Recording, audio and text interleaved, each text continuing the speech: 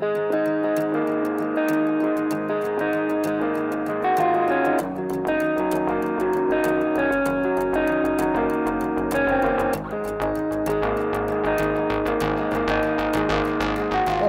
bem-vindo ao canal da Clínica Factum.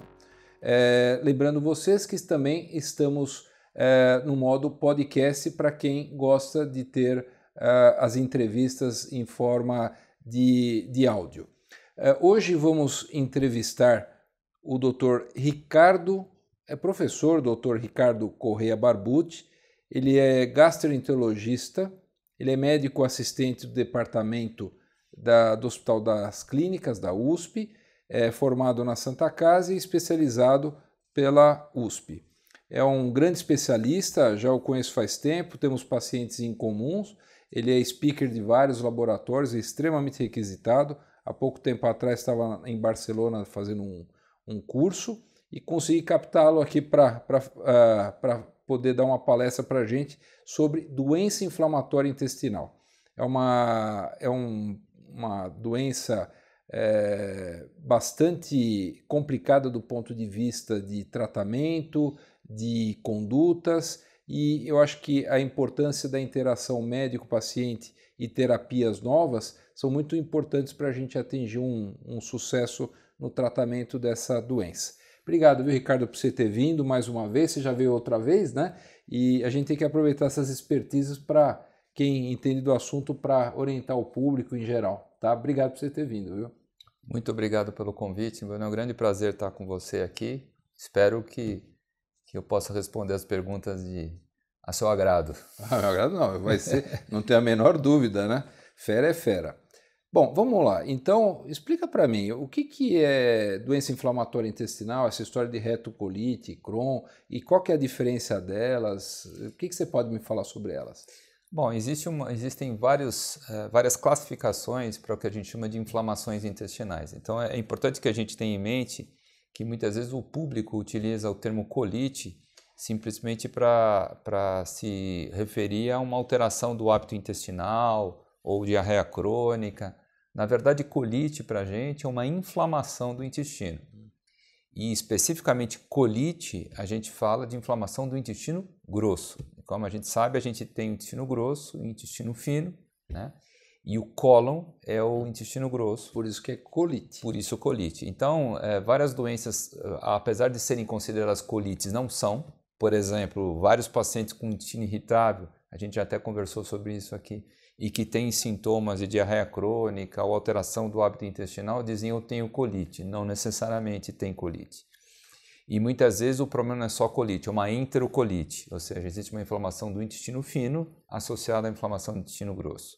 As colites, de maneira geral, a gente tem várias classificações, mas a gente poderia colocar assim, colites de causa conhecida, colites de causa desconhecida. Uma colite de causa conhecida seriam, por exemplo, as colites infecciosas, colite por salmonela, colite por shigella, colite por vírus também pode acontecer, as colites amebianas são famosas, colites actínicas secundárias à inflamação provocada por radioterapia em órgãos dentro do abdômen. Então, vários tipos de colite conhecida. E existem o que a gente chama de colites desconhecidas, né? As idiopáticas. Idiopáticas, né? Que hoje em dia já não são tão idiopáticas, pois existem várias teorias tentando explicar por que essas colites se desenvolvem. E aqui a gente tem 3 especificamente que são interessantes e que são famosas, né, dentro da prática clínica, dentro da gastroenterologia. As colites microscópicas, né, que envolvem então a colite linfocítica e a colagênica, onde basicamente eu vou ter sintomas crônicos de diarreia, por exemplo, mas não há alteração à colonoscopia, a gente faz o exame colonoscópico, o exame colonoscópico é normal e a biópsia que vai definir se de fato tem esse tipo de colite ou não. O tratamento é um pouco diferente das colites outras que seriam basicamente a retocolite ulcerativa e a enterocolite de Crohn, né? Essas duas que são, acho que o tema da nossa entrevista de hoje, elas têm muitas similaridades e ao mesmo tempo são muito diferentes em vários aspectos. Então, quais seriam as diferenças dentre elas? Não, as semelhanças, vamos começar. As semelhanças entre elas, o principal é que são duas doenças de etiologia autoimune. Então, existe um mau funcionamento do nosso sistema imunológico, de tal modo que a gente acaba produzindo anticorpos, vamos dizer assim, contra o nosso próprio intestino. É como se a gente estivesse dando martelada na cabeça e se queixando de dor de cabeça. É a mesma coisa. Então, existe uma falha de reconhecimento do sistema imunológico de quem tem essas doenças, das estruturas ou das proteínas que o nosso organismo tem que tolerar e das proteínas que a gente tem que atacar. Porque o nosso sistema imunológico ele tem que dar conta de atacar bactérias, vírus, etc. E tem que dar conta de tolerar o que é nosso. Quando existe essa falha, as doenças autoimunes aparecem. E esses são dois exemplos bem clássicos de autoimunidade. Agora, você está falando de origem, né? Que você falou o diagnóstico diferencial, que foi bem bacana. Você já deu uma pincelada nisso. Existe essa possibilidade que hoje as crianças urbanas, tendo menos contato com terra, com sujeiras, e o excesso de higienização deixa o sistema imunológico muito desprovido de conhecimento dessas bactérias e quando ele tem um contato, ele exagera na resposta? A teoria da higiene é uma das coisas que pode explicar o aumento dessas doenças de etiologia autoimune e alérgicas, né, que a gente tem visto nos últimos anos. Isso não vale para a doença inflamatória intestinal, Crohn e retocolite, mas também vale para outras doenças autoimunes e alérgicas. Tem vários dados interessantes com relação a isso, né?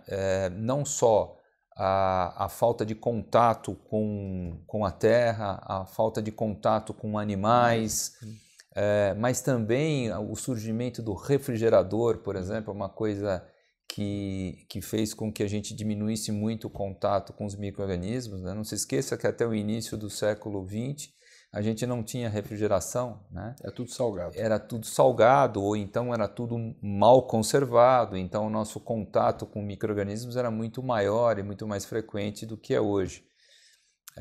Existem várias teorias também que atribuem a alteração da microbiota intestinal, da formação da microbiota intestinal das crianças que têm nascido nas últimas décadas e associando essa disbiose, vamos dizer assim, a predisposição a essas doenças autoimunes e alérgicas.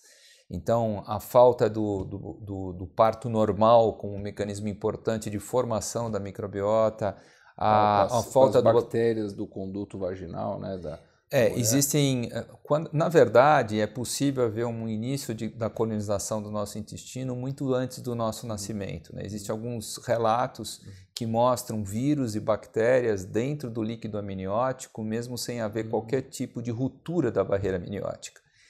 E, sob esse ponto de vista, é interessante porque nosso principal fornecedor das bactérias iniciais, né, para a gente são as nossas mães. Isso. E quanto mais desequilibrada for a microbiota de nossas mães, mais equilibrada vai ser a nossa microbiota. A amamentação também, né? Isso. Então, quando a gente nasce, já existe uma diferença boa das crianças que nascem de parto normal para as crianças que nascem de parto cesáreo.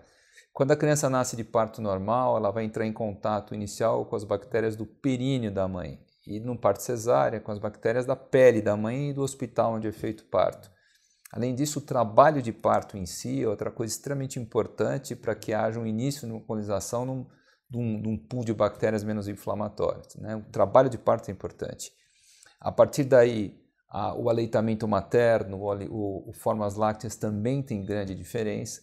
Então, crianças que não nascem de parto normal, crianças que não recebem aleitamento materno por um tempo adequado, são crianças que têm uma predisposição maior para desenvolver doenças autoimunes, alérgicas, neurológicas, psicológicas, autoimunes, degenerativas, etc. Antibióticos que se usam na infância, né? Agora, Ricardo, me diga uma coisa. Você falou que lugares que acometem. Então, nós estamos falando de intestino, mas a gente tem que lembrar que essas duas doenças são sistêmicas. Ela acomete mais o tubo digestivo, mas tem outros órgãos acometidos. E existe uma diferença onde é a retocolite e onde é o Crohn, que a gente brinca que o Crohn é da boca à região anal e pegando tudo o tubo digestivo, é isso? Existem várias diferenças. As doenças têm um caráter sistêmico, as doenças autoimunes são sistêmicas, né? Não só pode haver manifestações sistêmicas dessas doenças, como também pode haver coexistência com outras doenças autoimunes que podem acontecer ao mesmo tempo, né? Mas falando das diferenças básicas entre as duas, o Crohn, como você disse, pode acometer desde a boca até o ânus, então boca, esôfago, estômago, intestino delgado, intestino grosso. Mas o local preferencial de acometimento da doença de Crohn é o final do intestino fino, início do intestino grosso, junto do apêndice, ali no que a gente chama de ilho terminal e seco, válvula iliocecal. Enquanto que na retocolite o acometimento principal é o acometimento do reto e do sigmoide, que são a parte final do intestino do lado esquerdo. Outra coisa é que a doença de Crohn ela tende a ter um acometimento ensalteado, o que quer dizer que existem áreas de intestino saudáveis, área de intestino saudável intercalado com áreas de intestino doente. O acometimento da doença de Crohn é um acometimento que pega desde a parte mais interna do intestino até a serosa, até a parte mais externa do intestino. Pega todas as camadas. Todas as camadas. Já a retocolite não. Ela vai acometer somente a camada mucosa, que é a mais interna do intestino, e também não existe acometimento ensalteado. Na retocolite o acometimento é contínuo. O indivíduo pode ter só um acometimento do reto e do sigmoide, ou só do reto, como pode ter um acometimento de todo o intestino grosso. Eventualmente, se existe uma coisa chamada ileite ou backwash ileitis em inglês, né? Em que pode haver um acometimento por destruição da válvula iliocecal do ilho terminal na retocolite, mas isso é incomum. Então, normalmente vai pegar só intestino grosso e pode pegar só reto ou só intestino esquerdo, transverso, intestino direito e assim vai. E a doença de Crohn ela é mais agressiva até por causa da deformidade das alças, riscos de maior perfuração, obstrução. As complicações elas podem ser um pouco diferentes quando a gente compara as duas, mas pode haver muita similaridade, especialmente quando você tem doença de Crohn acometendo o intestino grosso, né? Chega ao ponto da gente ter o que a gente chama de colite indeterminada, quando a gente não consegue realizar o diagnóstico diferencial de forma adequada entre as duas. A histologia é um pouco diferente também, né? Além desse acometimento mais profundo da doença de Crohn, é mais comum a gente encontrar, por exemplo, granulomas na doença de Crohn. Já na retocolite, os abscessos de cripta são que caracterizam mais essa doença, mas pode haver muito imbricamento, o que faz com que seja às vezes difícil um diagnóstico definitivo dessas doenças. A gente costuma dizer, especialmente a doença de Crohn, que é como se fosse um quebra-cabeça, em que a gente vai juntando as pecinhas até a gente ter certeza do que o paciente tem. E juntar essas pecinhas é saber o quadro clínico, é saber onde está o acometimento, a extensão do acometimento, a evolução do paciente ao longo do tempo, né? E a resposta do paciente à medicação ou outro tipo, qualquer, até o tratamento cirúrgico instituído, né? E a lâmina que é feita a biópsia também é um diagnóstico diferencial importante, pelo que você falou. É um diagnóstico diferencial, mas muitas vezes até confunde a gente, porque é possível haver um imbricamento muito grande entre essas doenças do ponto de vista histológico. Então, nem histologia, às vezes, é suficiente para que a gente possa fazer o diagnóstico diferencial. Difícil. A gente vai levar em consideração todos esses fatores para dar o diagnóstico definitivo de doença de Crohn e retocolite. Tá. Agora me explica uma coisa, Ricardo. Elas são doenças crônicas? Elas não têm cura? Como é que funciona isso? Porque assim, eu acredito que o paciente entre em remissão. E muitas vezes tem pacientes que têm diagnósticos que é dado como Crohn e às vezes não são Crohn, né? Porque aí você fica aquele telefone sem fio. Alguém deu o diagnóstico e o tratamento é feito isso. Até passar em realmente alguém que entenda do assunto e fale, não, o teu diagnóstico é este. A gente tem visto isso muito aqui no consultório, eu tenho encaminhado até para você. E me explica uma coisa, é uma doença que ela tem muitos erros diagnósticos, você já me explicou o porquê, porque é difícil mesmo, né? Não é uma doença fácil de tratar. Agora, ela não tem cura, ela entra em remissão, é isso? Então, são doenças de caráter crônico que se caracterizam por períodos então, de exacerbação da doença, de atividade, intercalados com períodos de melhora dos sintomas, né? Agora, esse não tem cura, isso é especificamente válido para a doença de Crohn, né? Como a doença de Crohn pode acometer qualquer parte do tubo digestivo, é possível, por exemplo, senão a cirurgia resolveria o problema do Crohn, né? Você tira o pedaço acometido e está resolvido o problema, não. Usualmente a doença volta em outras áreas. Tanto que nós, como cirurgiões, a gente tenta preservar a área com várias cirurgias como se fossem plásticas, às vezes no intestino delgado, para evitar a síndrome do intestino curto, porque você vai ressecando e vai aparecendo em outros locais, né? Justamente. Mas na retocolite existe a possibilidade de cura. Como a doença só acomete intestino grosso, em casos mais graves, a colectomia total ela é curativa, né? E é verdade que após a retirada do cólon na retocolite, embora a retocolite seja resolvida, é possível aparecerem outros problemas secundários à falta do intestino grosso, né? O indivíduo vai continuar com bastante diarreia e ele pode ficar com uma ileostomia definitiva, ou vocês podem fazer, né, uma bolsa ileal, por exemplo, ou então fazer uma cirurgia bastante extensa do colo, mas deixar um pouquinho do reto. Tem vários aí, a parte cirúrgica não vou meter meu pitaco, porque cada macaco no seu galho. Agora, o que agrava a doença, então? Por exemplo, você entrou no período de remissão, está lá fazendo um tratamento bonitinho e entra, de repente, num quadro agudo. O que desencadeia? Qual é o start disso daí? Tem vários starters, né? A gente sabe que nas doenças inflamatórias o nosso bem-estar psicoemocional é extremamente importante, né? Então, períodos de estresse excessivo, às vezes, podem sim desencadear uma crise da doença. Como são doenças de caráter crônico, usualmente os pacientes eles têm que ser mantidos cronicamente com medicação. É muito comum o paciente melhorar e parar de usar a medicação de forma adequada, né? E isso é um dos fatores que pode colaborar então para o reaparecimento da atividade da doença. Alguns medicamentos também podem ser responsáveis por isso, especialmente os anti-inflamatórios, né?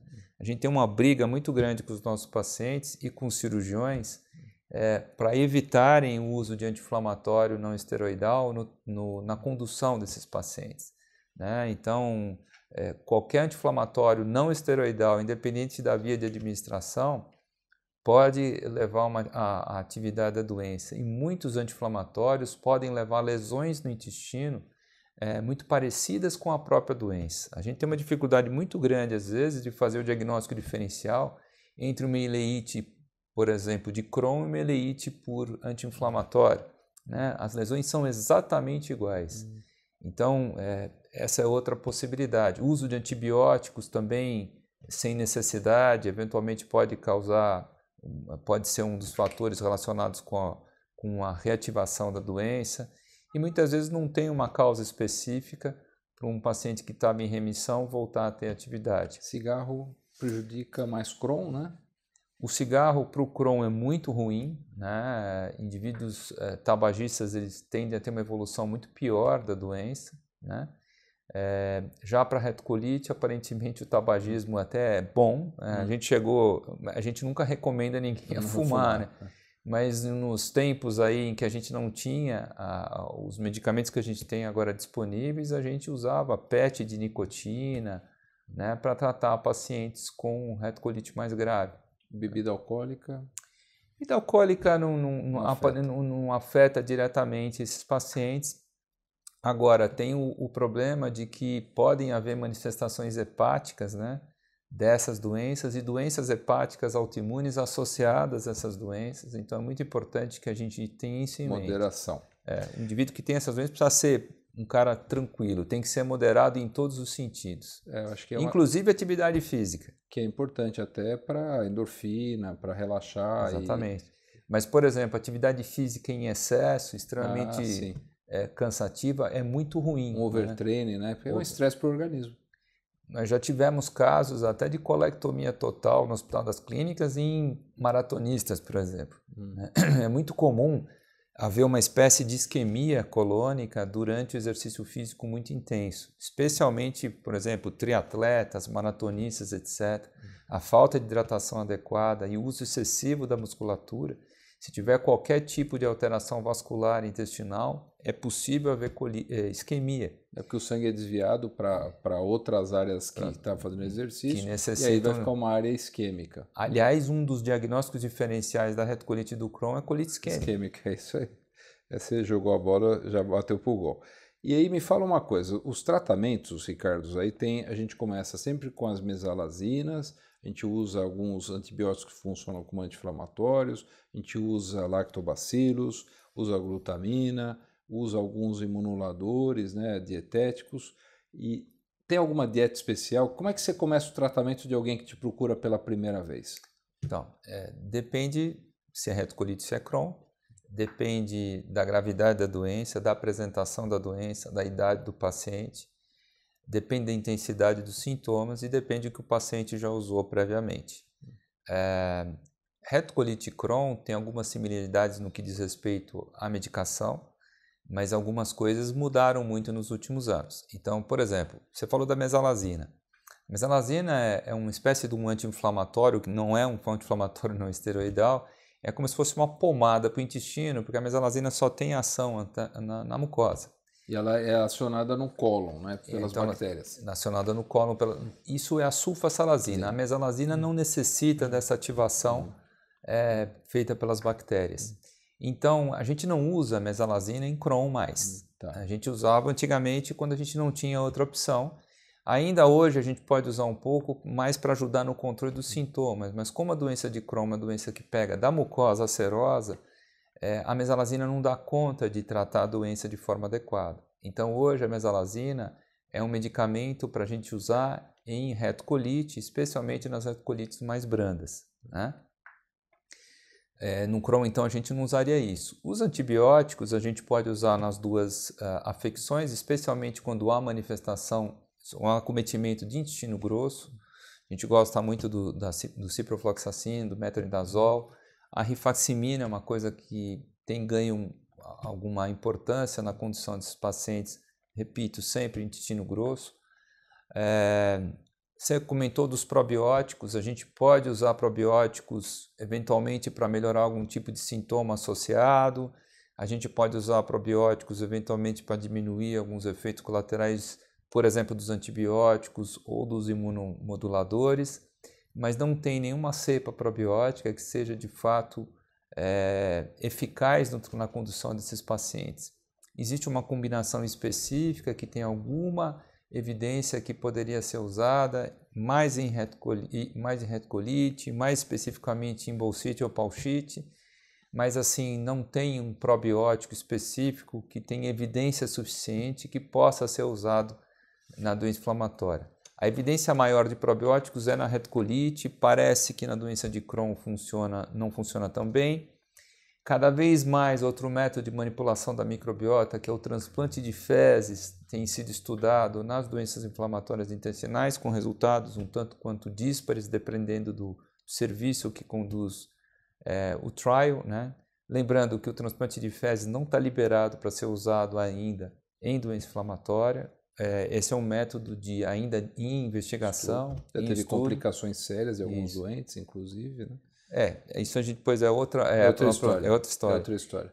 E aí, nos pacientes que têm uma manifestação um pouco mais grave da doença, por exemplo, no caso de doença de Crohn, pacientes mais jovens, doença de Crohn fistulizante, a gente já pode partir direto para os imunomoduladores ou para os imunobiológicos. Corticoide, né? Você não usa? O corticoide, sim, a gente usa para induzir remissão, normalmente sim. Hoje em dia a gente tem a opção da gente usar a budesonida também na condição de pacientes com Crohn de intestino grosso ou em pacientes com retocolite. Inclusive a budesonida MMX está aí no mercado já que nos ajuda a conduzir esses pacientes. No caso de corticoides, essa seria talvez a opção mais segura para ser usada a longo prazo. Mas usualmente a gente vai usar o corticoide para induzir remissão da doença. E a corticodependência ou a corticoresistência são dos fatores também que indicam o tratamento com imunomoduladores ou com imunobiológicos, né? Tá, e quando você não funciona, aí você vai para eles. E hoje mudou muito, né? Os imunomoduladores, hoje tem coisas novas e fantásticas, né? A gente tem vários grupos, né, de medicamentos imunomoduladores e imunobiológicos que a gente pode utilizar. Então, medicamentos como a azatioprina, 6-mecaptopurina, metotrexate, a própria ciclosporina, os anti-TNF-alfa, os anti-integrinas, as interleucinas, os JAK Tem vários hoje biológicos e imunomoduladores que a gente pode utilizar para tratar esses pacientes. Né? Tá. Existe alguma alimentação especial que você dá para esses pacientes? Tem alimentações, principalmente para o Crohn, em casos mais graves, que são alimentações industriais, né? Mas no dia a dia, assim, que eu acho que é a grande, graças a Deus, que a grande maioria são as formas mais leves, né? Você tem alguma dieta especial ou algo que se indica ou contraindica? Existem suplementos alimentares específicos, especificamente formulados para doença inflamatória, mais para doença de Crohn, né? Tem no mercado, mas não existe assim uma dieta específica para esses pacientes.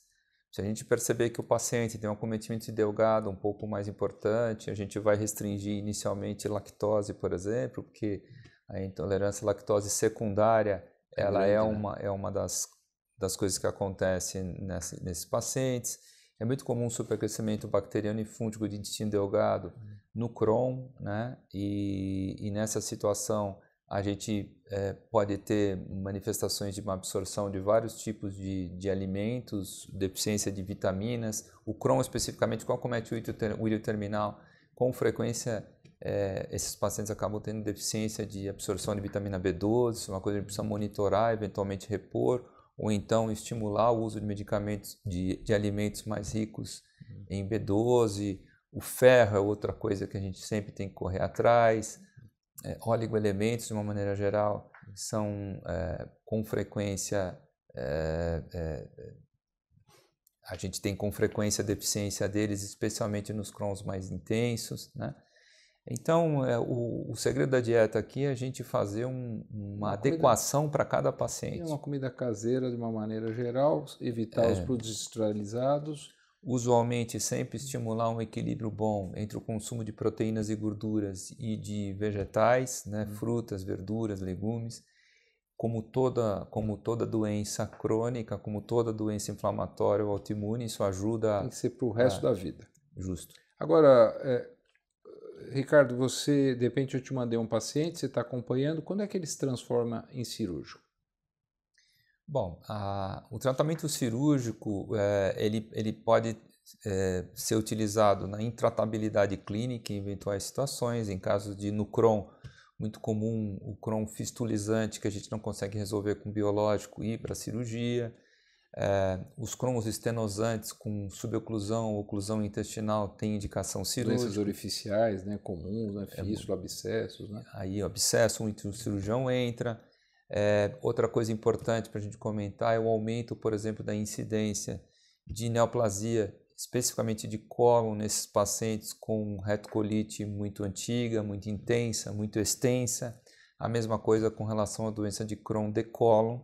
Então, o câncer de intestino é uma coisa que tem que ser monitorada nesse grupo. É maior a incidência nesses grupos do que na população normal por um processo inflamatório da displasia e do câncer. E aí, aproveitando essa tua deixa que você falou, como é que eu faço? Então, você está tratando o doente, você já me indicou cirurgia para alguns vão fazer só tratamento clínico, mas de repente aparecem esses pólipos, né? Como é que você acompanha esse paciente? Você faz colonoscopia de quanto em quanto tempo? Você pede outro exame? Como é que você acompanha se o teu tratamento está dando certo, se teu tratamento complicou ou se isso está virando algo pré-neoplásico? Bom, as colonoscopias dessas doenças, elas são, é claro, importantes, especialmente na retocolite, né? Porque eu dependo de ver o intestino grosso na retocolite. Não tem sentido você ficar fazendo colonoscopia de repetição num Crohn de delgado alto, por exemplo, né? O jejuno, por exemplo, não vai ajudar a gente. Mas quanto mais intensa é a doença do intestino, quanto mais extensa a doença do intestino, maior a chance desses pacientes terem neoplasia. E uma coisa que também causa uma diferença de avaliação desses pacientes é a presença ou ausência da colangite esclerosante primária, né? Que é uma complicação biliar que pode acontecer especialmente em associação com a retocolite, mas também com a doença de Crohn, e que quando presente aumenta sobremaneira o risco de neoplasia de cólon.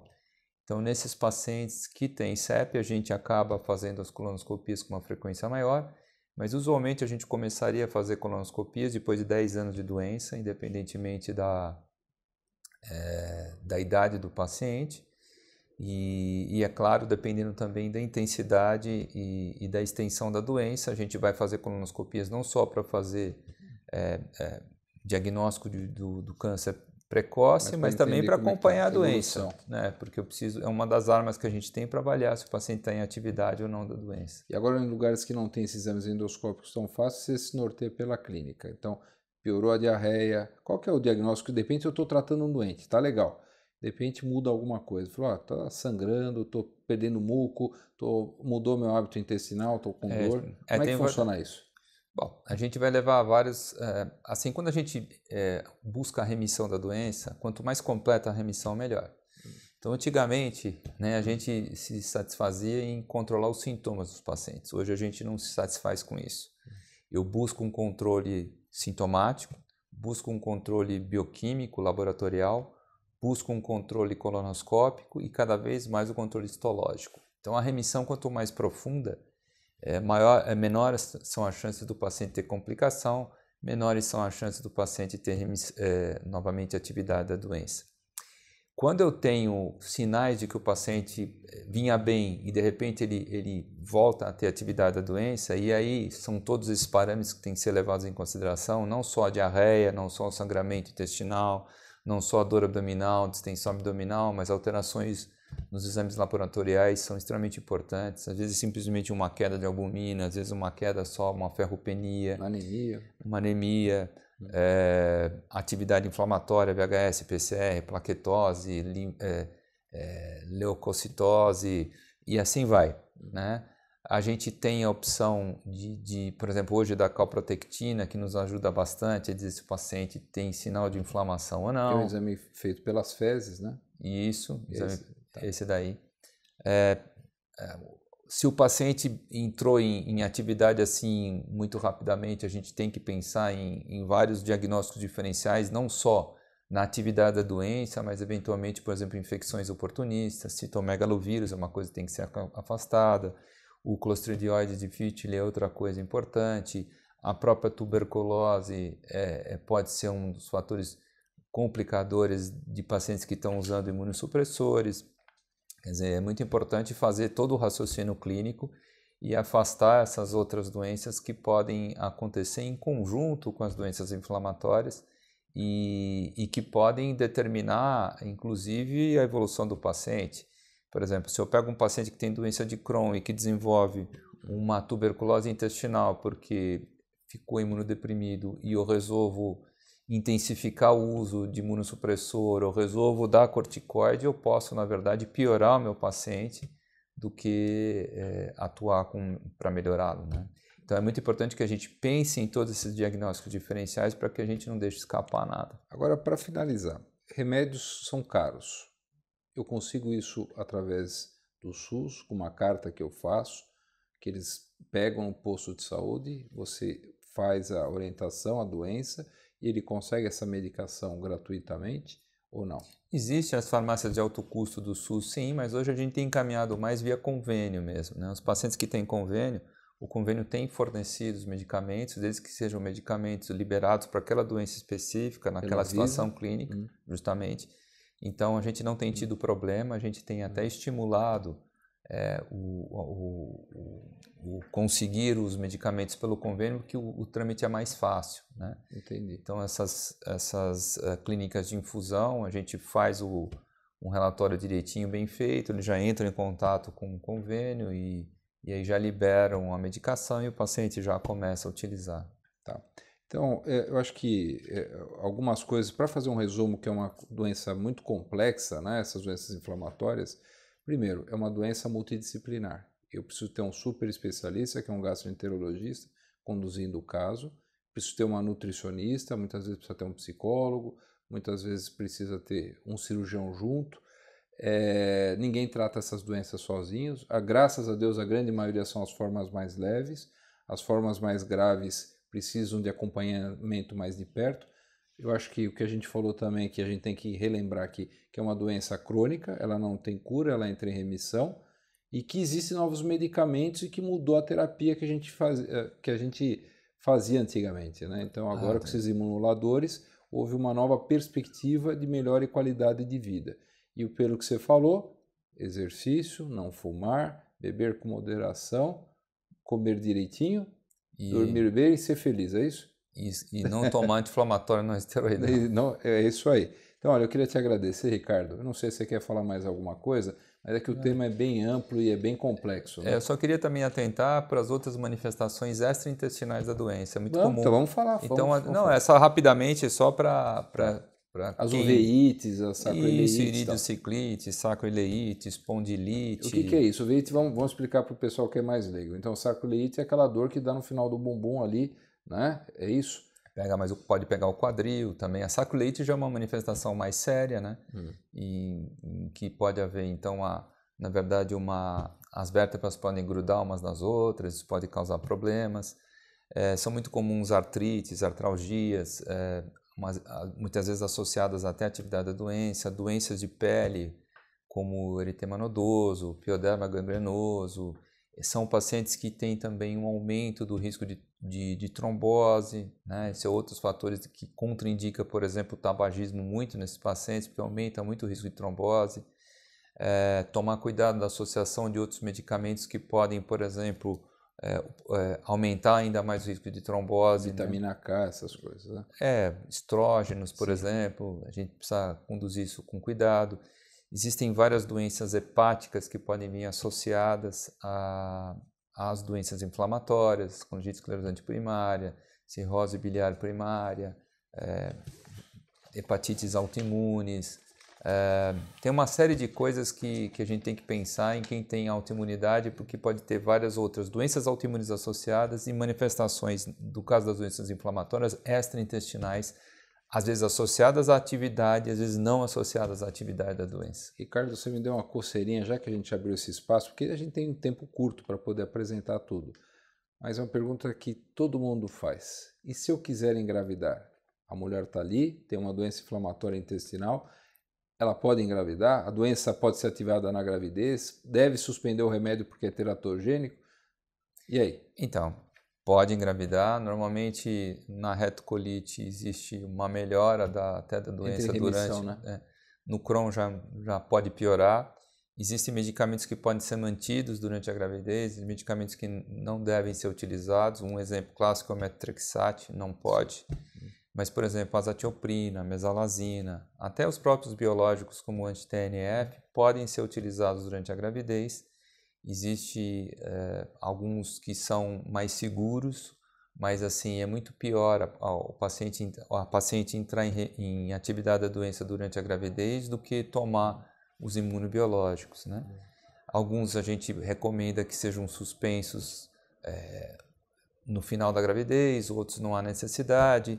Depende muito também da vacinação da criança, se o biológico é continuado até o final ou não. Depende muito do cada paciente é uma paciente, né? Entendi. É uma doença desafiadora, muito difícil. Então, realmente eu acho que quem trata desses casos tem que ter uma expertise muito grande. Ricardo, eu queria te agradecer mais uma vez. Claro que eu vou te chamar outras vezes, porque você vem aqui, sabe muito, dá show, palestra no mundo inteiro. Estou cansado de te ver nas fotos e nos folders, viu? Estou começando a ficar cansado. Não vai se assustar. Mas olha, obrigado por você ter vindo e por dar essas informações tão importantes, viu? Foi um grande prazer.